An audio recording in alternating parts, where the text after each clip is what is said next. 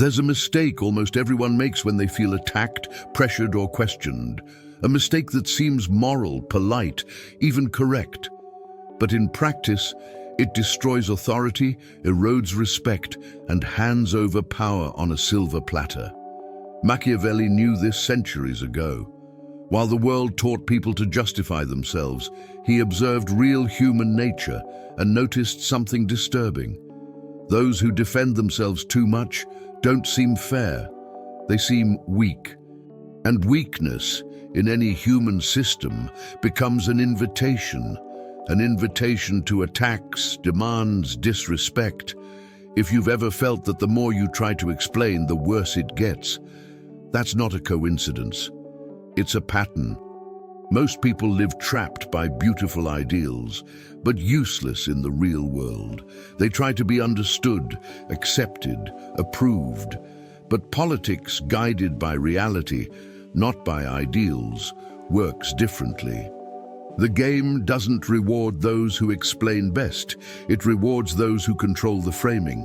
The end justifies the means not as moral license, but as strategic lucidity. Machiavelli understood that it is better to be feared than loved, as long as one knows how to avoid being hated. That the appearance of virtue is worth more than the virtue displayed. That virtù and fortuna favor those who know when to speak, and especially when not to speak. In this video, you'll understand why silence is more powerful than any argument, how to transform accusations into weaknesses in others, and how to shift from defense mode to dominance mode. It's not about aggression, it's about immunity, about stopping reacting and starting to define the game. If you're tired of wasting energy trying to prove who you are, maybe you're ready to learn what almost no one teaches, but everyone feels when they meet someone who masters it. If something inside you awakened while listening, don't ignore that feeling. This channel isn't about videos, it's about memories. Remember who you were before the fear, before the exhaustion, before the silence. Each new video here is a different reflection of your own soul. An invitation to understand what the world never taught you. The power you seek outside has always been within you. If you feel that this journey speaks to what lives silently within you, sign up now. Not to follow yet another creator, but to reconnect with something the world tried to make you forget. Because here, every word was made to heal, each reflection to awaken, and each video serves as a reminder. You are not alone on the path back to yourself. Click on subscribe and turn the algorithm into a daily reminder of who you really are.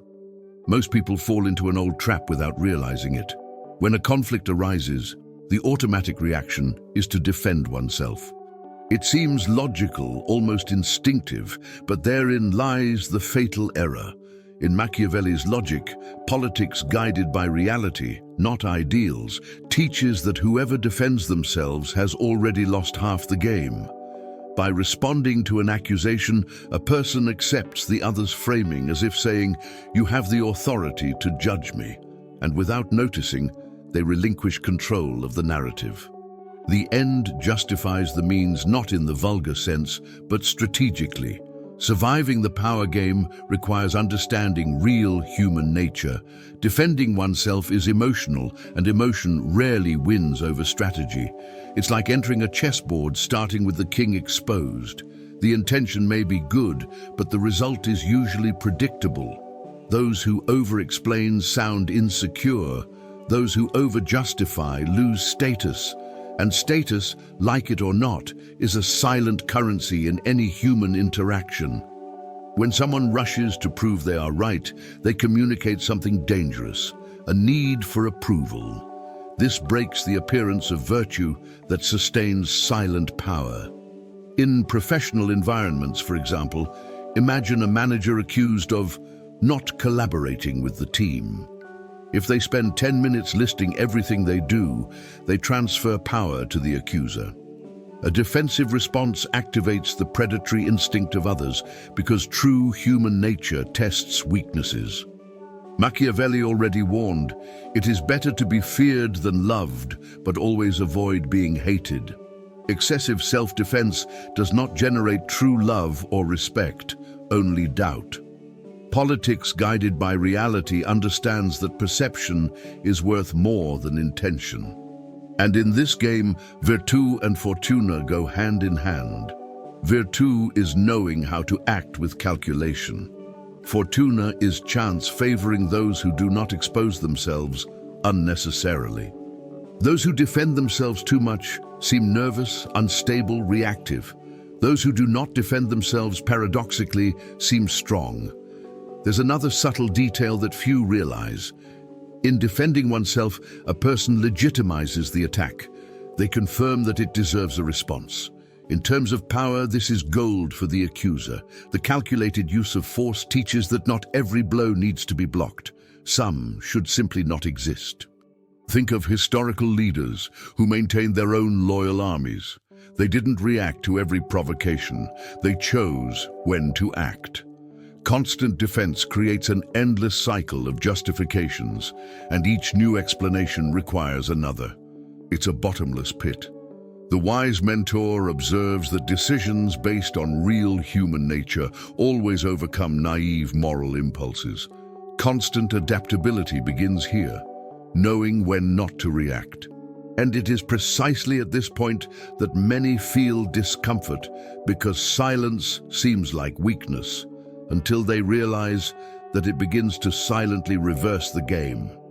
After someone understands the fatal flaw in the defense, something counterintuitive, almost uncomfortable at first glance, emerges.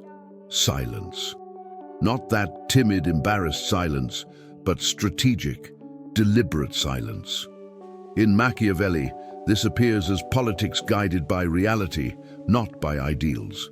Those who master silence understand that not every truth needs to be told, nor does every provocation deserve a stage. Silence interrupts the other person's emotional flow and creates an uncomfortable void. And human beings hate emptiness. When there is no response, the accuser's mind begins to work against them. Did I exaggerate? Does he know something I don't? The end justifies the means here manifests as self-control, giving up the immediate satisfaction of responding to gain long-term power. Few do this because it requires virtù, inner control, and confidence in one's own worth. Silence also has a curious psychological effect. It forces others to project. In the absence of explanation, each person fills the space with their own fears and insecurities.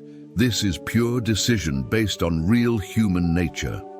Instead of you carrying the weight of justification, the other person carries the weight of interpretation. In professional environments, for example, when someone makes a veiled criticism in a meeting and you simply pause, maintain eye contact, and move on, something changes in the room. Silence resonates louder than any speech. It creates mystery, and mystery increases status. The appearance of virtue lies not in seeming correct, but in seeming solid. That's why leaders rarely talk too much. They know that explaining everything dilutes authority. Better to be feared than loved doesn't mean being aggressive, but being unpredictable enough to generate caution. Over time, this silence builds a reputation. Not a good reputation, but a strong one. People begin to measure their words around those who don't react impulsively. This is the calculated use of force in its most refined form, contained force. Think of someone who, on social media, lets an accusation go unanswered. While the accuser wears themselves out in posts, stories, and comments, the other person's silence becomes an uncomfortable mirror. The crowd begins to suspect those who shout too much. Virtù and fortuna align when silence finds the right moment. And little by little, the game changes. The attacker begins to seem desperate. It is at this point that silence ceases to be merely the absence of words and transforms into an active tool, preparing the ground for something even more powerful, using the accusation itself against the one who launched it. When silence has already done the hard work, the most elegant moment of the game arrives, reversing the accusation. Not with aggression, nor with scandal, but with surgical precision. In Machiavelli, this is politics guided by reality, not by ideals, using the other's energy against themselves. Here, the attack becomes a mirror. Instead of denying, the person allows the accusation to reveal more about the accuser than about the accused. The end justifies the means, because the objective is not to appear correct, but to regain control. A short question, a neutral comment, a simple, "interesting that you see it this way," already shifts the axis of the conversation. Suddenly, the focus ceases to be the target and becomes the motivation for the attack. It's a judo move of power. You don't push, you just redirect. This movement exposes something profound about real human nature. Those who accuse excessively are usually insecure, emotional, or obsessed. When the response is minimal and strategic, the attacker begins to reveal themselves. In professional environments, for example, if someone insists that you don't commit enough, a response like, "What exactly do you expect to see?" returns the weight. It's not defense, it's selective clarification. The appearance of virtue is maintained because you don't change, you don't attack, you don't over-explain. Better to be feared than loved here means being respected enough that the other person thinks twice before continuing. The accusation, once sharp, begins to seem exaggerated. And exaggeration, in the eyes of the silent audience, weakens the attacker. Over time, this technique creates a pattern. Whenever someone tries to destabilize, they end up exposing themselves. This is the calculated use of force in its psychological form. You don't need to win the debate, you just need to allow the other person to wear themselves down. Virtù and fortuna come into play when you choose the right moment to speak, briefly but to the point. Leaders who maintain their own loyal armies know this. They don't engage in every battle, they choose the ones that generate leverage. Constant adaptability requires perceiving when the accusation has lost its force and when a simple reversal ends the matter. And at that point, something changes internally. The person stops seeking understanding and begins to realize that the real game is not about being understood. It's about controlling the framing. Many stumble here, even after understanding silence and inversion, the illusion of clarity. There's an almost childish belief that if a person explains things well, everything will be resolved. Machiavelli would call this political naivete. In politics guided by reality, not ideals, the goal has never been to be understood, but to maintain control. Clarity is useful in therapy, in the classroom, in intimate conversations. In the power game, excessive clarity is a leakage of authority. The more someone explains, the more loopholes they create. The end justifies the means because the result matters more than the moral intention of being fair. Those who seek control understand true human nature. People respect those who seem confident, not those who seem overly didactic. Over-explaining sounds like a plea for validation, and validation is a weak currency. In professional environments, this appears all the time. A leader who spends half an hour justifying a decision conveys insecurity, even if they are right. A leader who says, "This is what we're going to do now," and moves forward, creates stability. Better to be feared than loved doesn't mean being rude, but firm. The appearance of virtue here lies in seeming centered, not overly transparent. Think of authority figures you respect. They rarely explain everything. They select. This is the calculated use of force applied to communication. Every word becomes a strategic resource. Virtù and fortuna align when a person understands that explaining less at the right moment generates more buy-in than long speeches. Those who try too hard to convince end up seeming insecure about their own decisions. There's also a silent psychological factor. The more you explain, the more room you open for contestation. The human mind works that way. By offering details, you invite the other person to analyze, question, and attack them. Decisions based on real human nature avoid this mistake. Instead of total clarity, the wise mentor chooses framing. This maintains control without generating hatred, fulfilling the maxim of avoiding being hated. Leaders who maintain their own loyal armies know that excessive explanation generates factions, not loyalty. Constant adaptability requires understanding when speaking less is more effective. And when this is consolidated, the practical need arises: how to apply this control in daily life without seeming arrogant or too distant. All this game of silence, inversion, and control only gains real value when it descends to the ground of everyday life. Machiavelli never wrote for armchair theorists, but for those who needed to survive human chaos. In politics guided by reality, not ideals, power is proven in practice. In professional environments, for example, when someone tries to pressure you publicly, the worst response is to explain or justify yourself. The most effective approach is usually to redirect. A simple comment like, "Let's focus on what needs to be done now," returns the pressure to the attacker. The end justifies the means. Here means protecting your position without creating open conflict. You don't confront, you don't run away, you just reposition yourself. This demonstrates virtue, acting with emotional intelligence and calculation, not impulsively. In relationships, the principle is the same, but the scenario changes. When someone tries to impose an emotional framework, guilt, drama, excessive demands, reacting defensively only fuels the game. Decisions based on real human nature show that validating the other person's framework strengthens manipulation. Staying calm, responding briefly, and not trying to convince is a calculated use of force.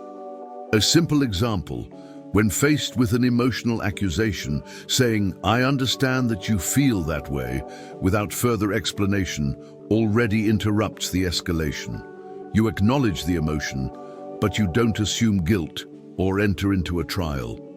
This preserves the appearance of virtue and avoids being hated because there is no direct confrontation, only clear boundaries. In the online environment, the game becomes even more visible. Accusations, attacks, and provocations seek a public reaction. Whoever reacts loses.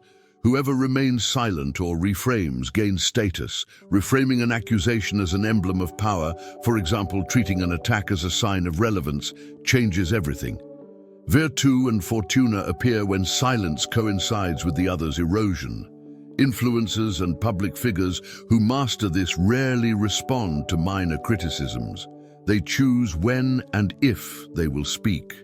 Thus, they build their own loyal armies, people who defend them spontaneously. Constant adaptability requires perceiving the environment and adjusting the response. And when this becomes a habit, the inevitable question arises: what is, after all, the best way to respond when deciding to speak? After understanding where to apply the game, it's time to know how to respond, when to respond. Here, the experienced mentor teaches something simple, yet rare: technique triumphs over improvisation. In Machiavelli, this is politics guided by reality, not by ideals. The first technique is silence as the norm, not the exception. Silence is not the absence of action, it is chosen action. Whoever masters this understands true human nature. Most people talk too much when they are insecure. The end justifies the means because the goal is not to appear polite, but to preserve position. Before responding to any provocation, the rule is to ask internally, does responding now increase or decrease my control? Most of the time, responding decreases it. Virtù begins with self-control. When speaking becomes necessary, the second technique comes into play: deflection. It's not about denying or agreeing, it's about reframing. A comment like, "That's not relevant right now," or "Let's deal with that another time," shifts the narrative without confrontation. This is a calculated use of force in verbal form, short, precise sentences without emotion, no speeches, no justifications. The appearance of virtue is maintained because you seem centered, not reactive. Better to be feared than loved here means being respected by the implicit boundary. You are not available for games. In professional environments, effective leaders use this all the time. They end topics without explicitly ending them. The conversation simply loses energy. The third technique is total disappearance. Complete ignoring. This requires courage because it goes against the impulse to explain oneself. But decisions based on real human nature show that what doesn't receive attention dies. Online, this is devastating for the attacker. In the real world, it creates profound discomfort. Virtù and fortuna align when prolonged silence makes the other expose themselves. Leaders who maintain their own loyal armies know when to strategically disappear. Constant adaptability requires alternating between silence, deflection, and total absence. And when these techniques become the norm, something greater begins to form around the person. A presence that defends itself without visible effort. When silence, deflection, and absence become habits, something changes in the invisible field of relationships. The aura is born. This is not mysticism, it's applied psychology, and Machiavelli understood this with brutal clarity. In politics guided by reality, not ideals, presence is worth more than words. The aura is built when a person becomes imperturbable by design, not by chance. They don't react because they don't need to. The end justifies the means. Here means accepting that true power is not explained, it is felt. Those who possess virtù create a field around themselves that discourages attacks before they even happen. People begin to measure gestures, tones, and words, not out of explicit fear, but out of instinctive caution, rooted in real human nature. This aura is born from silent consistency, consistently doing what you say, or rather, doing it without needing to say it. The appearance of virtue doesn't come from moralistic speeches, but from internal predictability and external unpredictability. You are firm inside, illegible outside. This is the calculated use of force, not showing all your cards. In professional environments, think of that colleague who never engages in gossip, never over-explains, never reacts in the heat of the moment. They become a reference point, not because they talk more, but because they talk less. Better to be feared than loved in this context is to be respected enough so that no one tests your limits unnecessarily, and at the same time, avoid being hated, because there is no aggression, only strategic distance. Over time, this presence transforms into self-protection. Your existence becomes your own defense. You don't need to prove anything because you're not constantly disputing narratives. Virtù and fortuna walk hand in hand when the environment begins to work in your favor. People like this attract their own loyal armies without asking. Others begin to defend, justify, explain everything you don't do. Constant adaptability lies in adjusting the intensity of your aura according to the context, without breaking the core. And when this presence consolidates, an essential dilemma arises. Is it better to be well regarded or to be strategically respected, even if it generates confusion? Here's one of the most uncomfortable twists for those who still think naively. A good reputation is not the same as a strong reputation. Machiavelli made this clear when observing politics guided by reality, not ideals. A good reputation seeks approval. A strong reputation imposes caution. Those who try to be liked by everyone end up predictable, and predictability is weakness in the power game. The end justifies the means because the goal is not to be applauded, but to maintain room for maneuver. A strong reputation doesn't depend on constant explanations, nor on pleasing others. It is born when people don't know exactly how far they can go with you. This activates a deep mechanism of real human nature, respect mixed with uncertainty. Being loved requires continuous concessions. Being feared, in a strategic, not tyrannical sense, requires consistency and boundaries. Better to be feared than loved isn't about spreading fear, but about avoiding trivialization. The appearance of virtue here is subtle. You seem correct without trying to appear so. In professional environments, think of leaders who maintain authority even if they lack charisma. They don't seek validation, they don't over-explain themselves, and they don't engage in emotional disputes. This builds a reputation that protects them. Calculated use of force means knowing when to be tough and when to remain neutral. Those who master this also know how to avoid being hated because they don't humiliate, they don't expose. They simply maintain a strategic distance. Over time, this reputation creates a curious effect. People begin to speak of you carefully, even when you are not present. This is silent power in action. Virtù and fortuna align when consistency effortlessly creates narrative. Leaders who build their own loyal armies understand that a strong reputation generates loyalty through respect, not sympathy. Constant adaptability allows adjusting the degree of rigidity according to the environment without losing the core.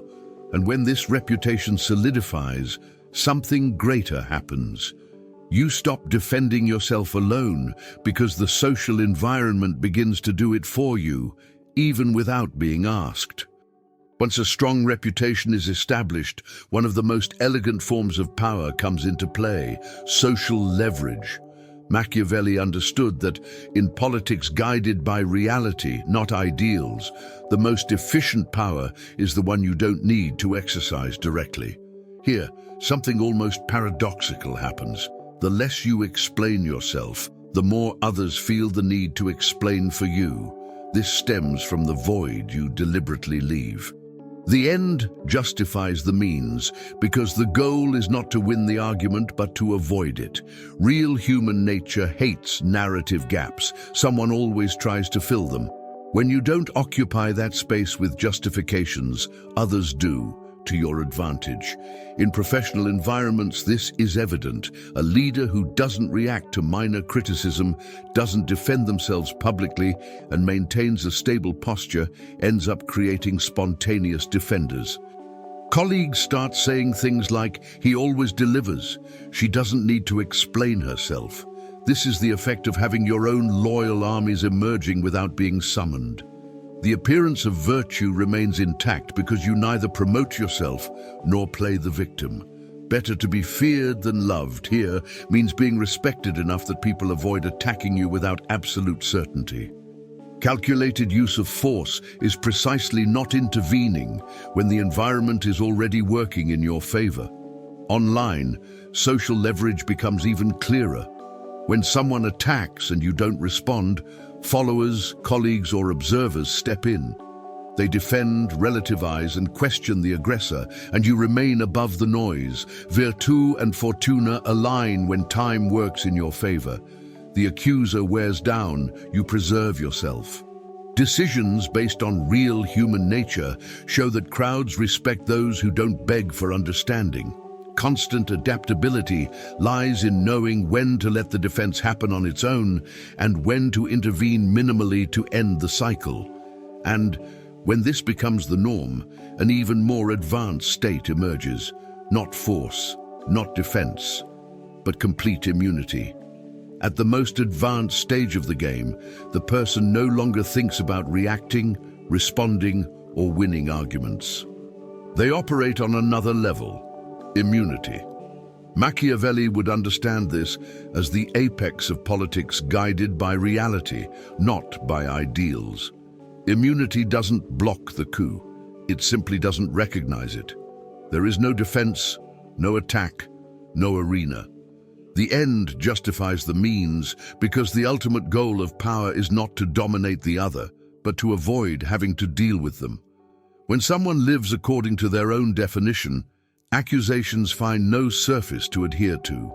Real human nature responds to this with silent frustration.